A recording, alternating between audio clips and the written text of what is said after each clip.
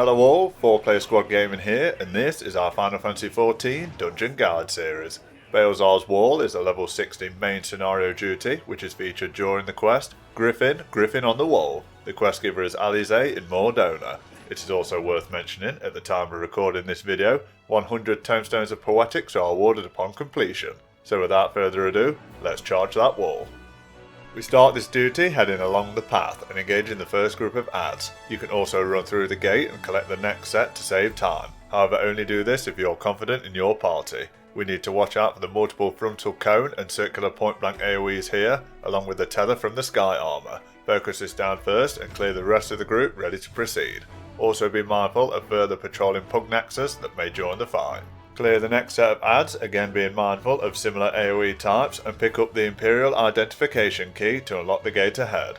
Inside this area we are greeted with more familiar add types. Ensure to focus the sky armors first to end the tethers and avoid excess damage. Pick up the key from this group and use it on the gate ahead. Head over the bridge towards boss fight number 1.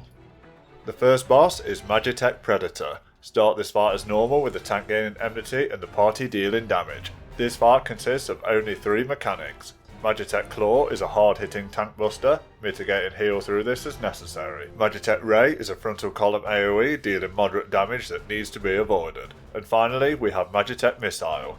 This ability will mark a player with a red hit marker and then deal explosion damage shortly after. This ability will mark one party member at first and target 2 players later on. Make sure to focus and kill the adds quickly to reduce the party damage taken when they spawn. Keep up the damage on the boss and this fight will soon be over. Pick up your loot and proceed.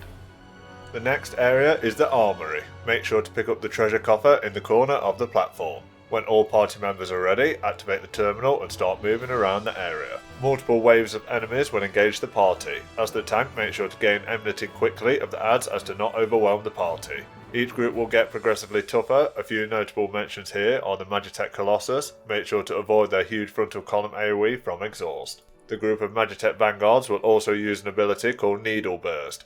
Get ready to heal and mitigate this damage. When all 3 Vanguards use this at once, this can deal huge damage to the party. Once this final group has been cleared, head over the conveyor belt towards boss fight number 2.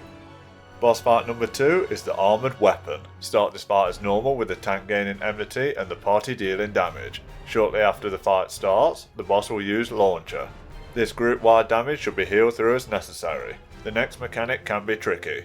Dynamic Sensory Jammer will debuff the party with the Extreme Caution debuff. Whilst the debuff is active, all party members need to stop moving and must not use any abilities until the debuff has worn off.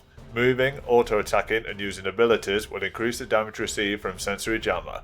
As little as 2 abilities used can wipe squishier players, so aim to keep still until the effect wears off. Make sure to avoid the circular AoE from Diffractive Laser. Soon after, the boss will start to cast Distress Signal. Make sure to shield and mitigate the damage from the multiple adds that spawn. These mechanics will then rotate until the boss has approximately 25% health. The Armoured Weapon will now start to cast Magitek Bit. This will summon lots of untargetable adds that will project a grid type AoE pattern on the arena. Simply stand in the safe zones to avoid this damage. The mechanics will then rotate until the boss is down. Pick up your loot and proceed. Once in the next area, clear the adds in front of the closed gate. Focus the gunship down first as it has multiple hard hitting circular AoE abilities. Once this group is clear, pick up the key and head through the gate. Once on the ramp, clear these adds and head further up onto the wall. When you reach the top, clear the first set of adds and pick up the second set if you are comfortable in doing so. There are a few treasure coffers hidden around this area should you want them. Once the adds up here have been cleared, head through towards the final boss fight. Enjoy the short cutscene.